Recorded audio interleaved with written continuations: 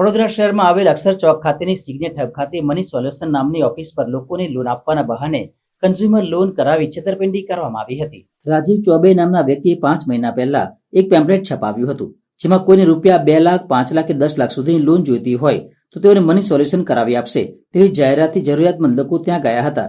ત્યારે ભેજા બાદ રાજીવ ચોબે લોકોને મોટી લોન હોય પહેલા સિવિલ ચેક કરવાની વાતોમાં ભોળવી મોબાઈલ શોપ તથા અન્ય પ્રોડક્ટ પર લઈ જતો હતો અને તેઓના ડોક્યુમેન્ટના આધારે કટિંગ પર આઈફોન જેવા મોંઘા મોબાઈલ તથા અન્ય પ્રોડક્ટ પર ડોક્યુમેન્ટ પ્રોસેસ કરાવતો હતો અને ત્યારબાદ લોકોને તમારી લોન નહીં થાય તેમ જણાવી પાછા મોકલી દીધા હતા। આમ કન્ઝ્યુમર લોનના બહાને ઘણા લોકો સાથે છેતરપિંડી કરી છે। જ્યારે 2 કે 3 મહિને લોકોના ઘરે રિકવરીવાળા પહોંચી તમારા હપ્તા બાઉન્સ થાય છે તેમ જણાવ્યું હતું।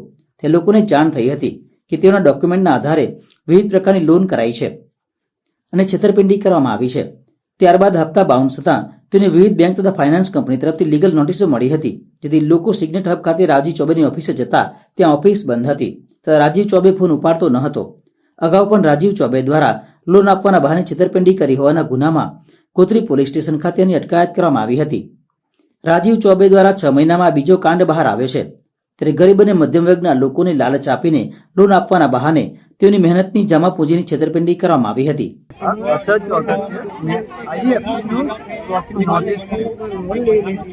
નોટિસ છે એ લોકોએ એવું કહ્યું તમારે 14 તારીખે કોર્ટમાં આવો તમે સેટલમેન્ટ કરવા માટે। આ વસ્તુ અમે લીધું નથી, તો અમે કેમનું સેટલમેન્ટ કરીએ? HDFC વાળાનું, પછી IDFC વાળાનું, મહિન્દ્રા ફાઇનાન્સ, કોટક મહિન્દ્રા ફાઇનાન્સ, પછી TVS, ચોલામંડલ, એ બધી બેંકવાળાના રિકવરીવાળા ઉઘરાવાવાળા હોય છે ને, એ લોકો ઘરે આવે છે, આ બધાને દાદાગીરી કરે છે કે તમારે હપ્તા તો ભરવો પડશે, તમારા નામના ડોક્યુમેન્ટ છે એટલે તમારે હપ્તા ભરવા પડશે, બરોબર? તો આ બધા અહીં રજૂઆત લઈને આવ્યા છે અને નોટિસો લઈને આવ્યા છે, પણ સરકાર કોઈ સાંભળતી નહીં।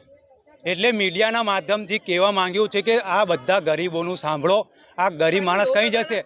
ના, અમને વકીલ બેંકમાંથી બોલાવવામાં આવ્યા છે। બેંકવાળાએ એવું કીધું નોટિસ અમારા ઘરે આવી છે, અમને એવું કીધું તમે બધા ઘર હાજર થાવ। અમે હાજર થયા, લોક અદાલતમાં આવ્યા, અમને અંદર ગયા, અમને એવું કહે છે કે તમે ગમે તેટલી લોન લીધી હોય એના હપ્તા તમે બધું સેટલમેન્ટ કરાવો। માન લો 22,000 હોય તો અમે હપ્તા ભરો, 8,000 માફ કરો, બરાબર? અમને એવું કહીએ છીએ। અમને એક જ વસ્તુ કે અમે રૂપિયો લીધો ને તમારા એકાઉન્ટમાં પૈસા આવ્યા ને તમે શું કામ ભરીએ? પૈસા આવ્યા તમે ભરીશું। અને એક વસ્તુ, તમે લોન કરાવવા માટે પહોંચેલા ને એ વ્યક્તિનું નામ શું છે? એ વ્યક્તિ અમને વાય અમને ખબર પડી, અમે કોઈના થ્રુ અમે નહીં ગયા, અમને ત્યાં ગયા લોન કરાવવા માટે, અમને એ કીધું અક્ષર ચોક મની સોલ્યુશન વાળા.